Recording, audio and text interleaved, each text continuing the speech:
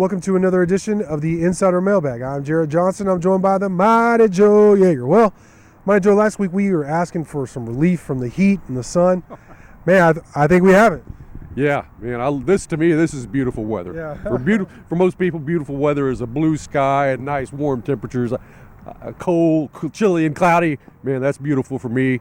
We just need some rain, but man, yeah, I'm loving this. Well, it's 40 degrees cooler than it was, I think, this time last week. So, yeah, I'll take that after a long, hot summer.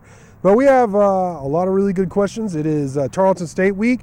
Red Raiders are looking for their first win of the season. They play the Texans 6 p.m. Saturday. The game will be streamed on ESPN+. But let's start with the first question. Comes from Architect, who wants to know, he says he may have missed it over the summer, but when they were told the QB job was an open competition, what was the coach's reasoning to give it to Shuck when Morton was clearly the better quarterback in the spring game? Well, for one, I think there's not, especially at the quarterback position, I don't know how much you could read into a spring game performance. Also, I mean, look, Shuck, again, led the team on a 4-game winning streak, was the MVP of the Texas Bowl, looked really good. Even in the Iowa State game when statistically he didn't look that great, when it mattered most, he led them down the field on a game-winning drive, in a harsh environment. So I don't disagree at all with the original decision to start Tyler Shuck to start the season. Now, I've gone on record saying, hey, I want to see what the Red Baron has, but I don't think there was any. People keep looking for a conspiracy. I believe the coaching staff, Mighty Joe, actually think that Tyler Shuck gives them the best chance to win right now. Yeah, no doubt about it. And you always hear this stuff from coaches about it's an open competition. It's an open competition. Right. I frankly don't believe it was an open competition. I think it was pretty much a done deal that they were going to roll with Tyler Shuck. But I mean, you say that publicly, and you want the players to believe that so that they'll play hard, they'll compete, right. They'll give everything they can in practice, and it's good for evaluation purposes. But I do believe that it was going to be, barring something, just him completely imploding and like becoming a crack addict, living out on a street corner or something like that. He was going to be your starting quarterback this year, and that didn't happen. So he's your starting quarterback. All right, next question comes from Tall Cool, who wants to know, can we have a Friday night pep rally to burn the analytics book? I know you have a strong opinion on this, Mighty Joe. Yeah. What is it? Well, Tall Cool, I'll tell you what, man. You bring the lighter fluid, and I'll bring the weenies and the marshmallows. We'll see if we can get this done. However, I think that book is probably under lock and key in a strong box somewhere in Joey McGuire's office, and guard dogs around it and everything, so we may have a hard time. Yeah, I don't expect McGuire to change up his philosophy towards analytics. I think he knew something like this was going to happen, where he'd take a lot of flack for a loss, whether he thinks it played a big part or not in terms of his use of analytics. And he told me specifically in his office right here on campus at the football facility that he is not backing away from the analytics at all. If anything else, he's more committed to it. So I don't feel as strongly about it as you do. I do feel like it's sometimes, which I don't know if this jives with analytics. It's kind of like you have to do it or not. But there has to be like a trump card where you're like, I just have a bad feeling about this.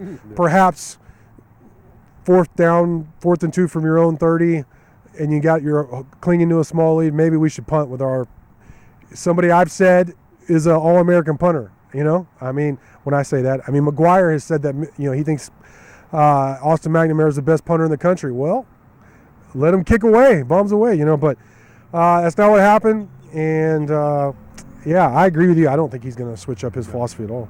Cindy Mahoney asks, he says, the team needs a spark. Do you agree? He said he thinks there's one move you could make. Our thoughts on a QB change. Do they need a spark? I don't know if they need a spark. There's definitely some things they need to firm up. They need to do a better job of taking care of the ball and a better job of taking the ball away. Really, I hate to be so trite, but of course, I said it in the rapid fire. I think Texas Tech should go to Bear Morton. I think they should see what they have. I don't expect them to do that, especially not this week, or maybe not even before Big 12 play. Unless the unthinkable happens this weekend against Tarleton State. But I'm definitely on board. I'm surprised that I've kind of gone this fast, but I'm on board with it. I think they should see what they have in Bear Morton. Yeah, I mean, in terms of the spark element, I think the spark is, as you say, flipping the turnover script, Yeah. creating more, giving it away less, and then cleaning up the dadgum penalties. Yeah. Whether that's a spark or not, I don't know. It's Right. more like just better playing football. Yeah. sound football, playing the way you're supposed to play the game.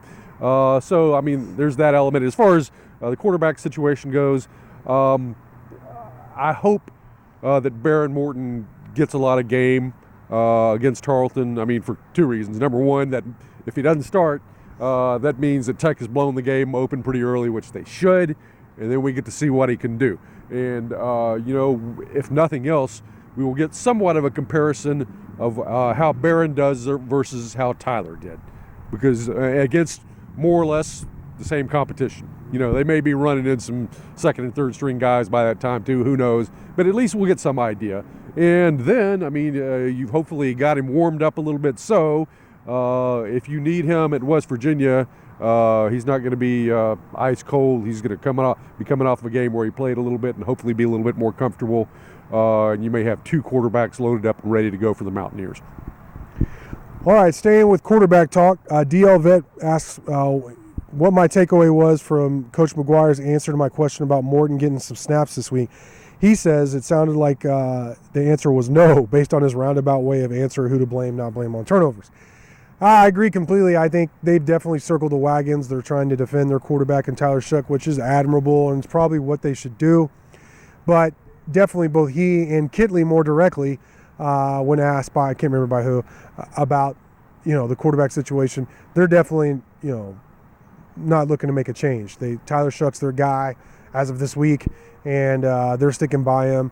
McGuire didn't want any part of that. I feel like that question needed to be asked because so many fans wanted to hear that, beyond just my own personal belief.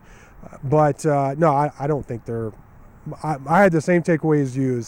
Look at all the other positions, and I agree with that. Don't get me wrong, that it's not just on Tyler Shough. I really do, but there's also something off with Shough. There is. He doesn't look the same. Like we've said in other videos, I think he's a half a count behind of what he was, and I think that's one of the main reasons for the turnovers. Right, and I do agree with both your and Vic's assessment on, the response from McGuire and Kitley. But I will say this: it's one thing to say that in front of the camera. Right. It may be a different thing altogether in the game if it starts going south on Shough again. I mean, especially against Tarleton.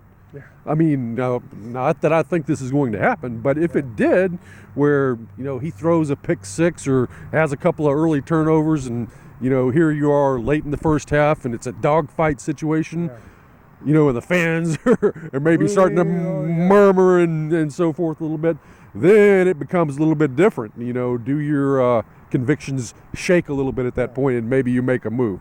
So hopefully we don't have to find out in that particular way, but it would be interesting to see exactly what would transpire in that situation. Yeah, and this kind of pertains to your question, but and kind of what you're saying, Joe. But the thing about Shough is he's a sixth-year quarterback. Yeah. This isn't like a sophomore, like a la Baron Morton, where he's making a lot of mistakes and turnovers and looks at half a count behind, where there's a lot of time for potential growth. I mean, to me, I just feel like this is who he is. And I feel like there's a lot of potential room for growth for Baron Morton. So that's kind of why I'm at where I'm at. Syntax Red Raider asks, what is y'all's updated record prediction for the team? I think mine's 7-5. What's yours? I'm going to stay optimistic and keep it at 8 and 4 is what I'm shooting at. I think I really do. I think there's a darn good team struggling to get out.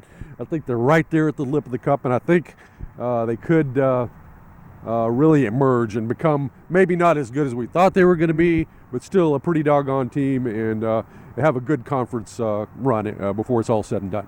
So you think they'll win 8 of their next 10 games? Yeah, I do. I think you'll lose a couple of Big 12 games, but I think it's realistic that they could win their other Big 12 games. I really do. All right. I hope you're right. I would feel more optimistic if they had any semblance of a pass rush. Yeah. They just don't, and I don't know what answer they're going to find this year. If Isaac Smith was healthy, I think he could provide that.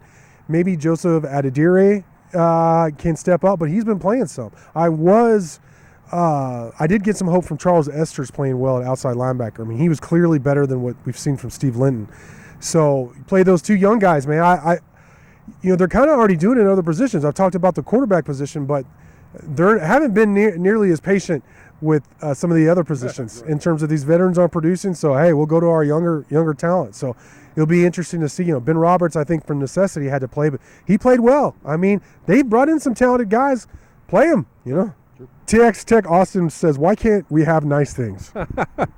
Make you answer. Yeah, basically what he's saying is, why is Texas Tech football always mediocre? Yeah. And over the long haul, it is. It is.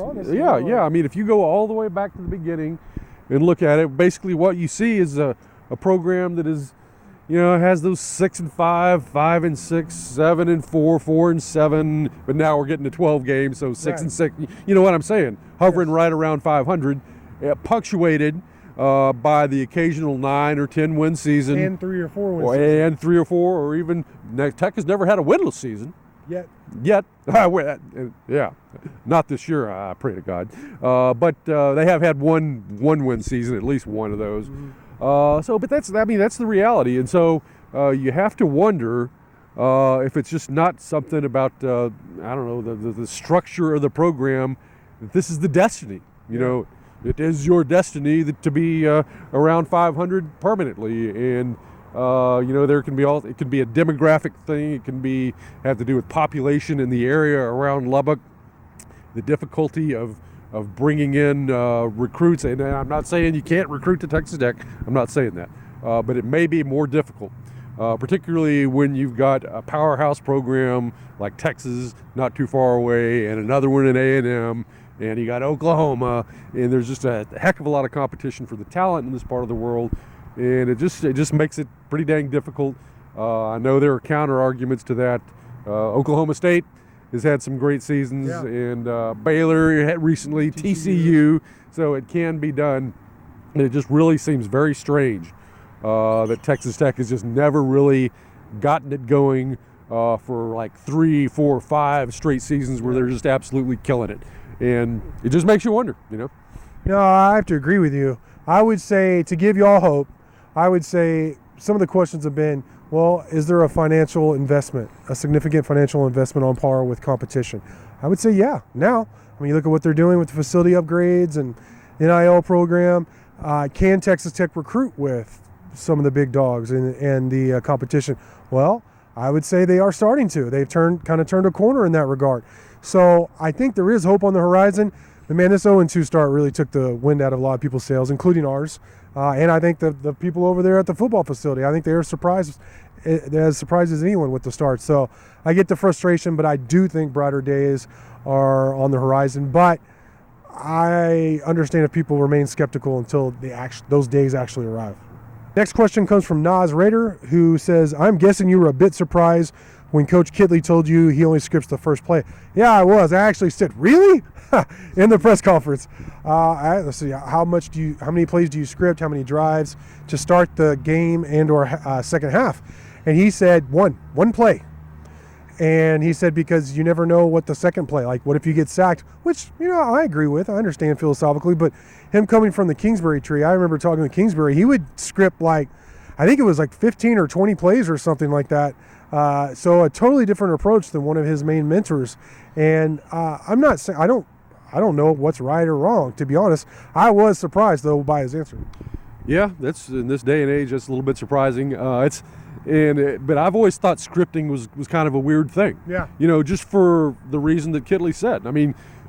You can't know how one play is going to lead into the next. What you call in play number 2 may make perfect sense, assuming that play number 1 works the way you hope it will. But football is a weird thing, and it doesn't always work out the way you wanted it to. And then suddenly you're in a situation where call number 2 in the script makes no sense whatsoever. Right. And so if you get a bunch of that going, on down the line, and you're scripting the first 20 plays or something like that, well, how many potentially possessions or you may be just screwing up entirely because the play calling doesn't make any sense. On the other hand, I can understand why you would do that, because you want to get a bunch of plays out there to diagnose how they're going to respond to everything that you're running, so you have a better idea of what to do later on in the game. So I can see going both ways on that. It's an interesting subject. Turtle Biscuit Boss asks, does the Micah Hudson commit change any recruit's mind in the 24, 25, or 26 classes? I don't know about 24. They're about wrapped up. They have maybe 1-2 spots left remaining in terms of high school recruits, tops. In terms of 25 and 26, Hudson was already telling some guys to jump in. So absolutely, I think that could have an impact on future classes. And for those who don't know who Micah Hudson is, 5-star receiver, top 10 national talent out of Lake Belton in the Temple area. Yeah, you hear about this quite a bit, where one extremely high-profile player has a lot of influence, and he influences other players to come and join him. And I think the news is a little bit bigger in Micah Hudson's case because he signed with Texas Tech. Yeah. That gets a lot of people's attention. You sign with Texas, oh well, another 5-star at UT, big deal. But when a guy like that comes to Tech, then people, whoa, does he know something about Texas Tech that we don't know? Right. And then you may see people follow in suit a little bit. So yeah, I could see that happening. Final question comes from Lance4523, who wants to know, did Ben Roberts submit himself as a starter?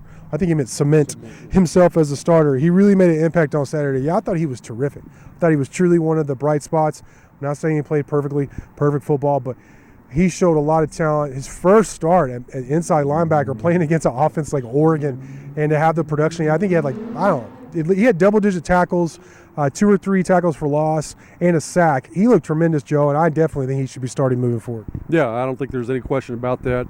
And what's really interesting, though, is what about when Jacob Rodriguez returns? I just want to ask you, I think it should be, I think we've already talked about this on the Day After podcast, but I think those two should be the starters. And if you need to move Pierre around or whatever, that's fine. Yeah, that's exactly what I was going to say. I think in the limited time that they've been on the field, Jacob Rodriguez and Ben Roberts have shown they're really the most suited players you have to play inside those inside linebacker positions. So I agree completely. They need to be on the field at the same time. And then Pierre, as you pointed out, was better as a defensive end type of a guy, or outside linebacker sort of a guy. So, and you've got problems at that position right now. You're not getting any productivity. So you may really be salivating to get Jacob Rodriguez back even more than you were, because with those 3 guys on the field at the same time in the right position, then your defense potentially could take a major step up. I really like that. If you have those 3 guys on, and then maybe defense end, a Joseph Adedire, or Esters, or maybe even go big. You could do all kinds of different things, I think, but get your best guys on the field, absolutely. But hey, great stuff from you as always, Mighty Joe. Great questions from y'all. But for now, I want to thank you for watching, and until next time.